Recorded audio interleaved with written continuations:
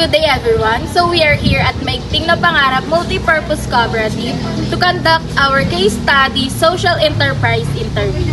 So tara! Maigting na Pangarap, also formally known as Maigting na Samahan ng mga Panlipunang Negosyante ng Towerville or simply Igting.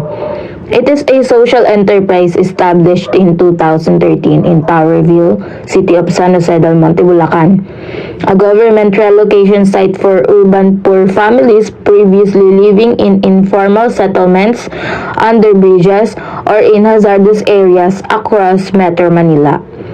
Founded in partnership with CAMP Asia or Center for Asian Mission for the Poor and COICA or Korea International Cooperation Agency and the University of the Philippines College of Social Work and Community Development with technical support from TESDA. The enterprise operates as a sewing and production center. Its core mission is economic empowerment, livelihood generation, and holistic community development for women, especially mothers, who previously relied on unstable, low-wage informal work or had no regular income at all. Good afternoon po sa inyo ma'am. Pwede pong matanong kung ano po yung pangalan po natin. Lahat, magandang hapon din sa inyong lahat sa grupo nyo. So, ako si Rowena Usal at dito sa Igting, ako ay laging tinatawag nilang Nanay Weng. Pioneer member ng Maigting na Samahan at for 14 years na nag-ooperate na dito pa rin bilang production supervisor.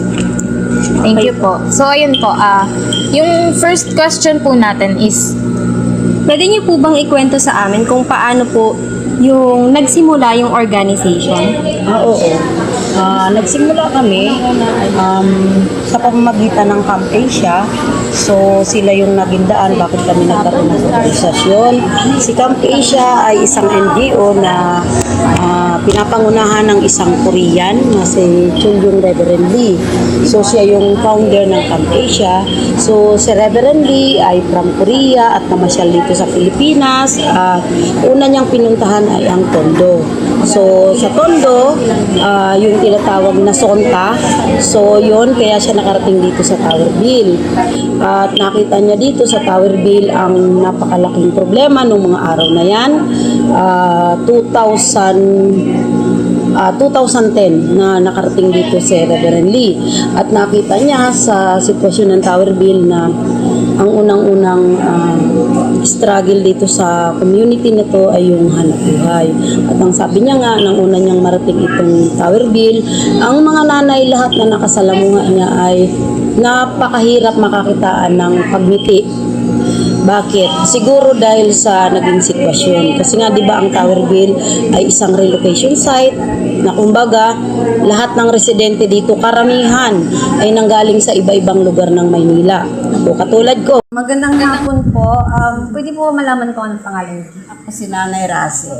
Ilang months or years na po kayo dito? 14 years na kami dito. 14 years ako dito sa 18. Kami na yung mga pioneer. Yung kasama ko yun si Ate Dino. Kami yung mga pioneer dito. Ano po yung, ano po yung naitulong ng Igting sa inyo? Ay, napakalaking tulong ng Igting talaga. Kasi, katulad niya, sabi ko sa'yo, may anak ako, puro college yan, 3. College sa yun, sa City College ang 2, tapos nasa Lako ang 1. Ay, napakalaking tulong sa pang-araw-araw talaga. Pambaon ng mga anak ko, gano'n. Pambaon nila, pang-araw-araw namin gastusin. Malaking tulong talaga, at saka malapit. Hindi kami namamasahe pupunta Maynila. Maghanap doon dito, lakad lang. Malapit ang mga bahay namin. Next, question. Ano po yung kaalaman or kasanayan na naitulong ng Igting sa inyo po? Ito, malaking tulong ito. Katulad itong ko trabaho, itong cutter na ito. Pakalaking tulong ito sa pang talaga. Kasi dati talaga wala akong alam. Kaya napakalaking wala. Talagang napakalaki rin tulong kasi may nag-sponsor sa amin, tumulong na mag-training kami sa TESDA, kaya natuto kami maging ganito. Nagtatahirin na ba kayo, ma'am? Dati, oo. Pero ito talagang kukater talaga. Oo, kasi wala naman marunong dito, kaya ako lang ang talaga ano dito. Ate, oo. Okay po. Thank you po, ma'am. Sige. Good afternoon, ma'am. Ano po ang pangalan mo, ma'am? Ako si Jonalyn Gani. Isang member na. Sa buhay niyo naman po, ano po yung natulong ng testing? Nakapagpatapos po ba kayo may anak po ba kayo na pagtapos niyo ng Oo naman na malaking tulong kasi kumbaga kailangan kasi lalo na pag may asawa ka, kailangan mo ring tumulong din, hindi po pwedeng single lang yung asawa mo lang tutulong din. Kumbaga ngayon itong gagraduate ng anak ko ng college. 4 years. Oh. Kaya sobrang hirap din. Good afternoon po, Ma'am Jonalyn. So, yung tanong lang po is, ano po yung mga naging karanasan nyo sa social enterprise po? Yung dito po. Sa karanasan marami kaming natutunan kung paano magpatakbo ng negosyo, kung paano yung mga prosesong dapat gawin para sumakto dun sa business talaga. Tapos yun, yung mga training ng mga DTI, yung mga tulong ng mga partnership namin. Kumbaga, nung nagsimula kasi ako kumbaga medyo wala kang kaalaman eh. Siyempre, nung pumasok kami sa social enterprise, kumbaga doon napapaliwanag ng mga partner namin na sa seminars, kung ano-anong mga nilalaman ng social enterprise na yan. Kaya kumbaga habang tumatagal, sa dami ng seminar namin, marami kami natutunan. Mga leadership, kung paano maging pagkakaisa sa loob ng samahan. Kaya kumbaga habang tumatagal, natuto kami, naasa rin yung mga kaalaman namin sa pagpapatakbo ng social enterprise. Maraming salamat po. Paano naman po nakatulong yung programa sa inyong pamilya po? Sa tulong, okay ang tulong na programa ng social enterprise kasi kumbaga doon nakatulong ako sa gastusin din. Kumbaga hindi lang din yung asawa ko dahil lalo na pag nagpapaaral ka ng college, kailangan mo ng everyday gastos. Kaya ngayon patapos na yung anak ko, malaki din ang tulong no kasi every week may sweldo kami. Tapos nagkaroon kami ng benepisyo sa loob ng igting. Kumbaga, yun pa lang ay talagang malaking tulong na. Lalong-lalo na yung mga benefits ngayon. Kumbaga, habang kahit paano nandito kami sa loob ng Tower Bill, meron kaming benepisyo. Tapos, meron din kami sariling kooperatiba. Kaya kahit dito kami sa loob, meron kaming income. Tapos, nag-invest din kami ng pera namin sa co-op. Ate Jonah, pwede po matanong kung ano po yung mga products na tinatahi niyo po? Okay. Sa ngayon, ongoing production namin itong mga uniforms. Ito ang uniform ng Golden Bean. Ito yung kanyang skirt. Tapos ito naman yung Minuyan Elementary sa labasan. Yan, nakaset din yan. Tapos Minuyan High School na Apidalyo na ngayon. Tapos JC Excelente. Yan din ang gumagawa namin. Tapos itong mga belt. Tsaka yung mga native pouches na mga kumbaga pang-export na rin na pang Korea na siya. Tapos, ngayon, nag-stop na rin kami sa mga waving products. Yan, mga doormat. Pero, mga ginagawa namin siyang laptop, wallet, yan, mga ganyan siya. iPad case, yan. Yan yung aming mga pinagkakaabalahan ngayon. Tapos yung mga pang-kids na mga maliliit, mga pants, yan. Mga pants ng kids, meron din kami yan. Lahat ng klase, tapos meron din kami, kumbaga, sariling produkto. Meron din kami mga produkto na tinatanggap sa labas. Kumbaga, labor lang siya. Kumbaga, yung tinatawag na subcon. Kumbaga, labor lang yung ginagawa namin. Wala kaming gastos kasi sa kliyente lahat po. Yan yung mga ginagawa namin dito. Tapos pa training. Tulad niya ngayon, nagpuplano ng training para madagdagan yung member namin. Yun lang. Thank you, Ate Jonah. Okay. Last question ako. Sige. I-recommenda niyo po ba ito sa ibang tao at bakit po? Siguro talagang para sa akin, talagang i-recommend ko lang, hindi lang sa mga tao, sa buong komunidad namin dito. Lalong-lalo na sa komunidad dito sa loob ng Tower Bill. Kasi alam namin na, kumbaga, sa mga ganitong sitwasyon, kumbaga alam na namin kung paano patakbuhin yung negosyo namin, at alam na rin namin kung ano mga problema na pagka may problema na talaga nasusolusyonan namin.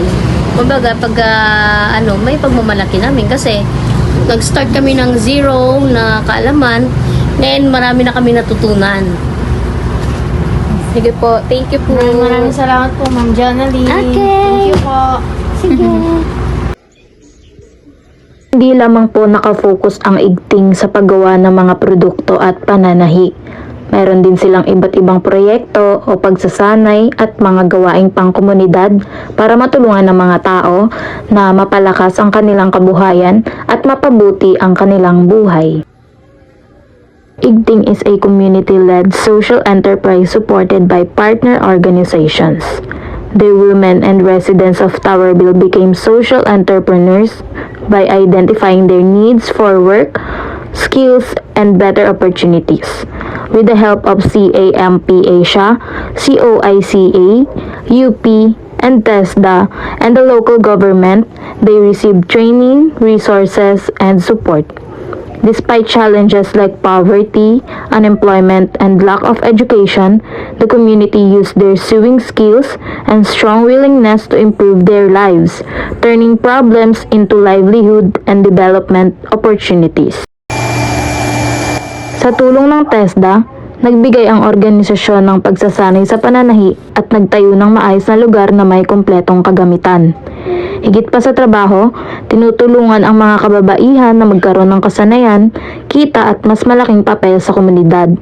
Mula sa 20, lumaki ito hanggang sa 40 na miyembro at nakakapaglingkod na rin sa Metro Manila at iba pang lugar. Nagdudulot ito ng kabuhayan, tiwala sa sarili, at magandang kinabukasan para sa pamilya. Hindi lamang miyembro ang nakikinabang kundi pati na rin ang buong komunidad.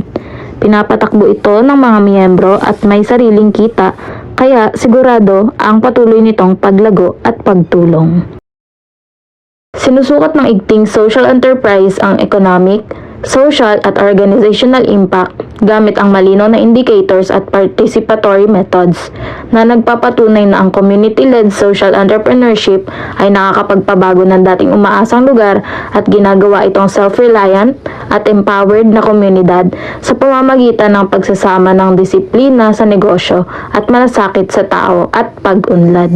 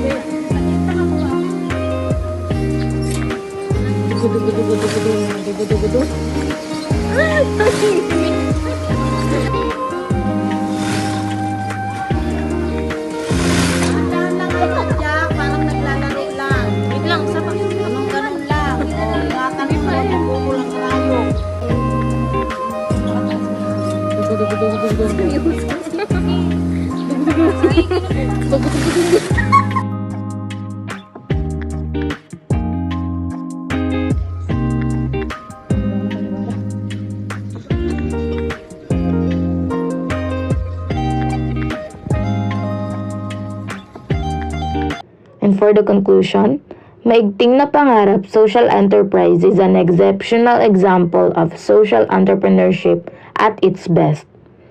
It proves that a small group of women can build not just a business, but a comprehensive community movement that addresses poverty, improves health, advances education, protects the environment, and builds leadership. Through its wide range of programs, from skills training and livelihood to health services, scholarships, savings, environmental actions, and disaster response, it has transformed Towerville from a dependent relocation site into a self-reliant, empowered community. It perfectly demonstrates the core lesson of social entrepreneurship. The most powerful solutions are those that combine business discipline with deep care for people And that changes happens when we empower community.